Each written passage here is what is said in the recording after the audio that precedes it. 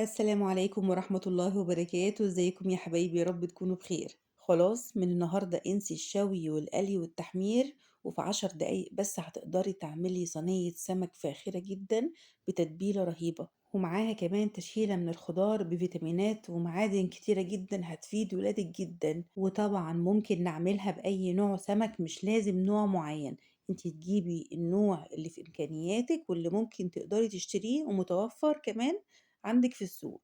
ممكن تعمليها ببلطي أو ماكريل أو بوري، أي نوع تلاقيه. وهقولك طبعا التركة والحاجة اللي هتضيفيها مش هتخلي ريحة زفارة نهائي في السمك ولا في الخلطة بتاعته. وطبعا عشان السمكية يطلع طعمها حلو وكويس لازم نبقى متأكدين إن السمك فريش. وطبعا عارفين طبعا كلنا السمك الفريش شروطه إن لازم السمكة تكون ناشفة وجامدة، وعينيها تكون بتلمع كويس، والخياشيم بتاعته تكون حمرة جدا. عشان كده لازم نبقى متأكدين ان الشروط كلها متوفرة في السمكة اللي انا هشتريها. شايفين السمكة اللي انا جايباها عاملة ازاي؟ عينيها بتلمع جدا وناشفة وجامدة، وهتلاقيها حتى وانت بتنضفيها من جوه بعد ما تنضفيها البطن بتاعتها بيضة من جوه. انا جبت السمك وقطعته كده، شرحته كده من على الوش عشان التتبيلة تدخل جواه. جيت بقى نحضر التتبيلة مع بعض: معلقة توم كبيرة، ومعلقة كزبرة كبيرة، ومعلقة كمون كبيرة. نيجي بقى الأهم معلقة معانا اللي هي معلقة الشبت، والشبت ده اللي بيمنع الزفارة نهائي من السمك، ولازم يكون متوفر عندك وانتي بتعملي تتبيلة السمك. ومعلقتين بقى كبار ليمون معصور مع معلقة خل، وهنقلب بقى الخلطة دي كويس جدا. وبعد كده هنضيف عليها معلقة زيت واحدة بس، وهنقلب بقى كويس قوي لحد الخليط كله ما يتجانس مع بعضه. وهنزل عليها بمعلقة من الجزر المبشور واخلطها معاها كويس جدا، وبعدين هنزل عليهم بمعلقة ملح كبيرة بالطريقة دي كده، وادعك بقى الخليط ده كله لحد ما احس كده ان الجزر والشبت كده بقوا طريين في ايدي، والملح داب من كتر دعك الخضار في بعضه زي ما احنا شايفين كده بالطريقة دي. وهجيب بقى السمك بتاعي وهبدأ احشي واحدة واحدة. والحشو بقى يكون ازاي؟ همسك بقى السمكية وهحشي قلب السمكية من جوه لغاية فوق لحد الراس من فوق زي ما انتوا شايفين بالطريقة دي. وهبدأ اعمل تدليك للسمكية من جوه بالخلطة بتاعتي، وهحشي الفتحات من بره زي ما انتوا شايفين كده بالطول وبالعرض لحد بحس خلاص ان السمكية اتملت بالتتبيلة. وهجيب بقى الصاج بتاعي على حسب كمية السمك اللي أنا هستخدمها، وأكون مغلفاه بالورق الفويل عشان ما يلقطش ريحة زفارة. وهجيب بطاطستين كبار وبصلتين كبار وأكون مقشراهم وغسلاهم ومقطعاهم شرايح بس ما تكونش رفيعة، أنا عايزة شريحة البطاطس تكون تخينة زي ما احنا شايفين بالشكل ده كده. وبعد كده الطماطمتين أكون مقطعاهم مكعبات وأحطهم على الخليط وأقلب بقى كويس جدا خلطة الخضار دي، البطاطس مع البصل مع الطماطم، الألوان بتاعتها تحفة جدا.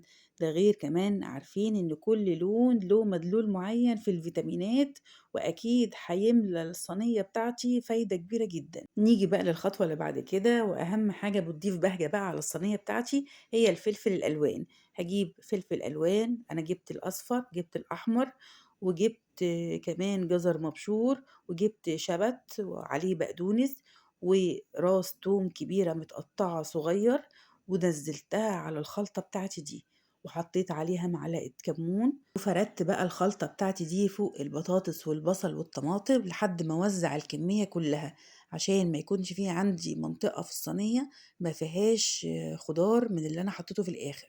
كله لازم يكون متوزع عليه الفلفل والجزر والشبت والبقدونس فوق الطماطم والبصل زي ما انتوا شايفين بالطريقة دي كده. حقيقي ألوانها تحفة جدا. وهنزل عليها بقى بنص معلقة ملح، أنا كده مقللة الملح عشان أنا لسه هحط باقي تتبيلة السمك فوق الخضار بتاعي.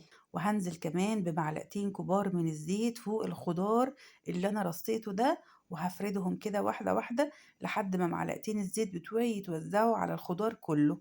كده أنا ظبطت الصينية بتاعتي. هجيب بقى باقي الخلطة بتاعت السمك اللي أنا حشيت بيها السمك علشان الخضار ياخد من نفس طعم السمك بالظبط ويبقى كله نفس الطعم.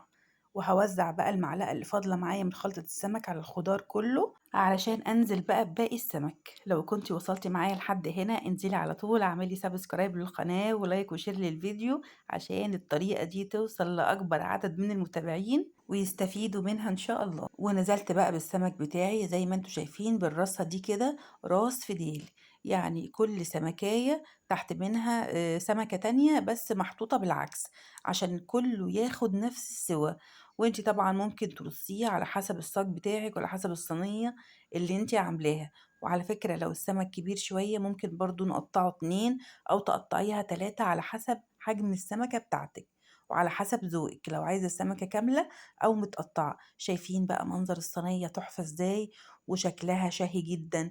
اللي ما بيحبش حتى السمك هيحبه بالطريقة دي، وخفيفة ولطيفة جدا على المعدة وأريح كتير من المشوي أو المقلي. آخر بقى حاجة معايا أكون محضرة معلقتين زيت وأدلك بيهم وش السمكية عشان كل السمك عندي يطلع أحمر كده من الوش ومتحمر شوية كده ومقرمش من على الوش. أجيب بقى ورقة فويل كبيرة أكون مجهزاها ومحضراها عشان أغطي بيها وش السمك من فوق الأول، وأكون مجهزة الفرن على درجة حرارة عالية جدا لمدة نص ساعة، وأسيبه بقى لما يستوي كويس قوي. طبعا احنا عارفين إن السمك ما بياخدش وقت في السوى. وبعد كده في آخر 10 دقايق هولع الشواية وأسيبه بقى ياخد اللون الأحمر الجميل ده عشان يتقرمش شوية من على الوش. زي ما احنا شايفين كده ما شاء الله طالع تحفة جدا، والصينية شكلها شهي.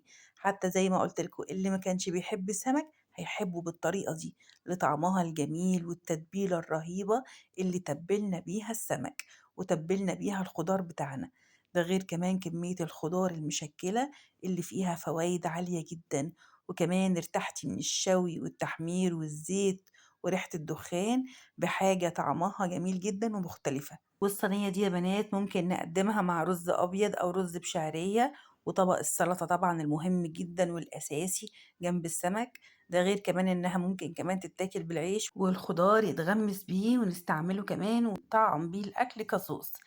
شايفين السمك الفريش بيبقى لونه دايما أبيض غامق كده زي ما احنا شايفين، إنما السمك اللي مش طازة أو السمك اللي بيبقى بايت عند السماك بيبقى لونه دايما أبيض شفاف.